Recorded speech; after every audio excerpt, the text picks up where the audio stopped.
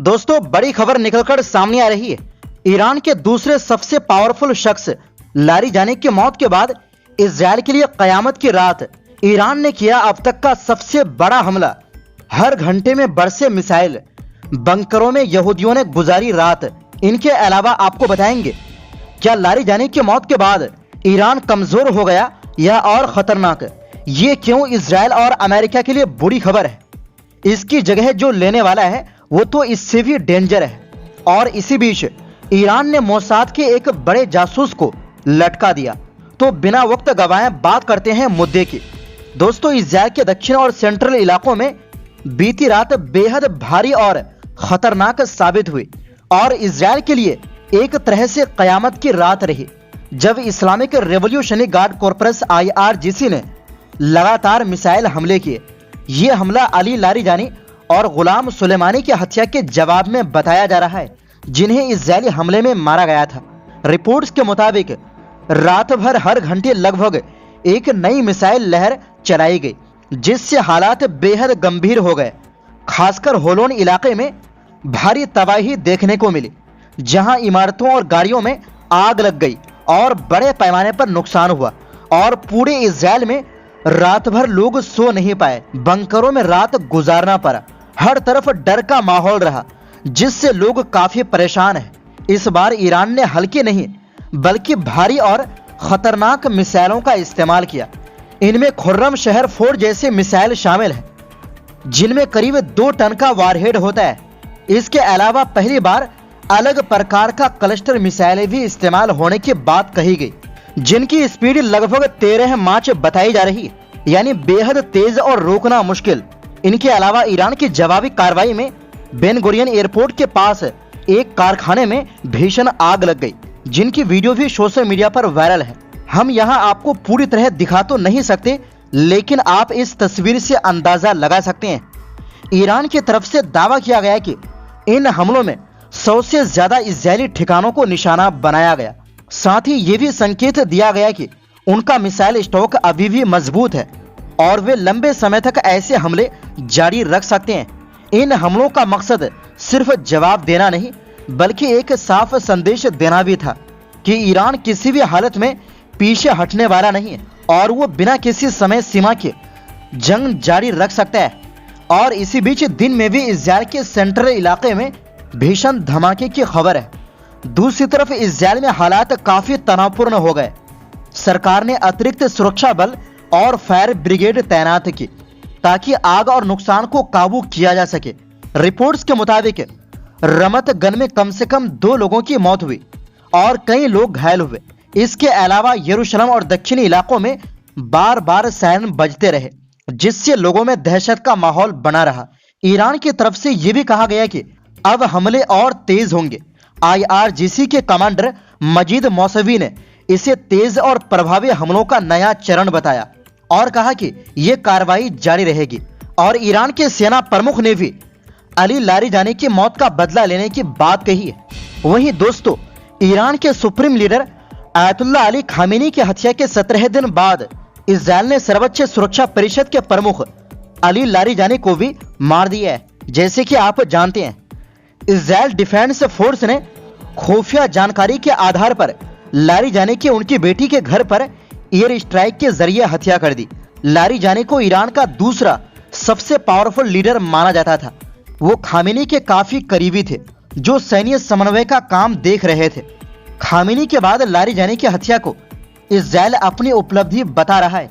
खुद प्रधानमंत्री Benjamin Netanyahu ने प्रेस कॉन्फ्रेंस कर बड़े बड़े दावे किए, लेकिन सवाल उठ रहा है कि क्या सच में इसका नुकसान ईरान को होगा या बड़े नेताओं की हत्या से ईरान को फायदा हो सकता है। दोस्तों, इजराइल और अमेरिका ने युद्ध के पहले ही दिन ईरान के दूसरे supreme leader Ayatollah Ali Khamenei, IRGC प्रमुख मोहम्मद पाकपुर, रक्षा सलाहकार अली शमखानी, सैन्य प्रमुख अब्दुल मौसवी की हत्या कर दी। इसके अलावा स्ट्राइक में खामेनी के सैन्य सचिव मोहम्मद शिराजी और सैन्य खुफिया प्रमुख सालेह असादी भी मारे जा चुके हैं। इसके अलावा जंग के दौरान ईरान के अब तक 2 रक्षा मंत्री अजीज नासिर जादेह और माजिद इब्न अल रेजा की हत्या की जा चुकी है। अब इजराइल ने अली लारीजानी की हत्या कर दी। लारीजानी सर्वोच्च सुरक्षा परिषद के सचिव थे। शीर्ष नेताओं की हत्या ईरान के लिए झटका जरूर है, लेकिन इससे अमेरिका और इजराइल को कोई बड़ा लाभ होता नहीं दिख रहा है। कुल मिलाकर बड़े नेताओं की हत्या ईरान की इस्लामिक गणराज्य की सरकार के लिए आखिर में फायदेमंद साबित हो सकता है। कैसे, आइए इसे 4 पॉइंट्स में समझते हैं। नंबर 1, ईरान में पहले से ही 4 सक्सेसर यानी हर पद के लिए 4 उत्तराधिकारी का फार्मूला लागू है। इसे सीनियर खामेनी अप्रूव करके गए। न्यूयॉर्क टाइम्स के मुताबिक बड़े नेताओं की हत्या को भले इजराइल और अमेरिका अपने पक्ष में प्रचारित करे, लेकिन उसकी सरकार गिरने वाली नहीं है। इस प्रक्रिया से जंग और लंबा खींच सकता है, जो ईरान चाहता है। और सबसे बड़ी बात, अली लारीजानी ऐसे नेता थे जो ना पूरी तरह नरम थे और ना ही पूरी तरह कट्टर। उन्हें एक प्रेगमेटिक कंजर्वेटिव कहा जाता था, मतलब ऐसा नेता जो सिस्टम के अंदर रहकर संतुलन बनाता है। वो जानते थे कब सख्ती दिखानी है और कब बातचीत करनी है। उन्होंने न्यूक्लियर मुद्दों जैसे बड़े मामलों को संभाला और अलग अलग ताकतवर गुटों के बीच संतुलन बनाए रखा। यानी वो ऐसे व्यक्ति थे जो जंग और बातचीत दोनों के बीच एक पुल यानी ब्रिज का काम करते थे। नंबर 2, बड़े नेताओं की हत्या के बाद जिन लोगों को उनका उत्तराधिकारी नियुक्त किया जा रहा है, उसके बारे में इजराइल और अमेरिका के पास कम जानकारी है। इसके 2 नुकसान हैं। पहला तो ये नहीं पता चल पा रहा है कि ईरान की अगली रणनीति क्या है। दूसरा, उन नेताओं से समझौते की बात करना मुश्किल है। इस खाली जगह में सबसे ज्यादा जिस नाम की चर्चा होती है वो है सईद जलीली। वो ईरान के सबसे सख्त और कट्टर विचार वाले नेताओं में माने जाते हैं। उनका मानना है कि अमेरिका या इजराइल के साथ बातचीत करना कमजोरी है और असली ताकत सिर्फ सख्त रुख और टकराव में है। नंबर 3, इजरायली सैन्य खुफिया में ईरान शाखा के पूर्व प्रमुख डैनी सिट्रीनोविच के मुताबिक सिर काटने की भी अपनी सीमा है। आप सभी ईरानियों के सिर नहीं काट सकते हैं। अगर काटना चाहते हैं तो इसमें वक्त लगेगा, दुश्मनी और गहरी होगी। आने वाले वक्त में ईरान के लोग प्रोक्सी वार के जरिए इजराइल और अमेरिका में कोहराम मचाएंगे। नंबर 4, बड़े नेताओं की हत्या से ईरान को सिंपैथी मिल रहा है। अमेरिकी मीडिया में भी अब इसकी आलोचना हो रही है। इसके कारण ईरान में जो विरोध प्रदर्शन हो रहा था वो पूरी तरह थम चुका है। ट्रंप और नेतन्याहू की अपील के बावजूद लोग सड़कों पर नहीं उतर रहे हैं और उल्टा इजराइल में विरोध होना शुरू हो गया है, क्योंकि पूरा इजराइल डर के साए में जी रहा है। इस बीच दोस्तों, ईरान में जंग के बीच एक बड़ा और सख्त कदम उठाया गया है। ईरान की न्यायपालिका ने एक व्यक्ति को फांसी दे दी जिस पर इजराइल के लिए जासूसी करने का आरोप था। रिपोर्ट के मुताबिक इस शख्स का नाम कोरुश कियावानी बताया गया है, जिस पर आरोप था कि वो मोसाद को ईरान के अहम ठिकानों की तस्वीरें और खुफिया जानकारी दे रहा था। ईरान का कहना है कि ये सिर्फ एक केस नहीं है, बल्कि देश के अंदर चल रही बड़ी सुरक्षा चुनौती का हिस्सा है।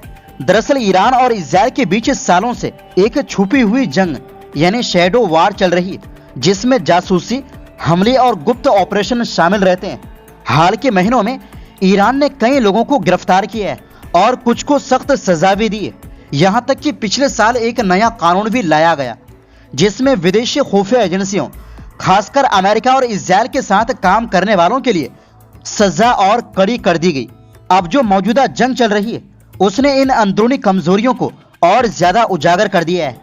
लगातार हो रहे हमले और ईरानी नेताओं और वैज्ञानिकों की हत्या ये दिखाती है कि देश के अंदर कहीं ना कहीं सुरक्षा में बड़ी खामियां हैं और ईरान ने जंग के बीच सैकड़ों जासूसों को गिरफ्तार करने का ऐलान भी किया है। खैर, इस रिपोर्ट पर आप क्या कहेंगे? अपनी राय कमेंट बॉक्स में जरूर दें। फिलहाल के लिए इस रिपोर्ट में बस इतना ही।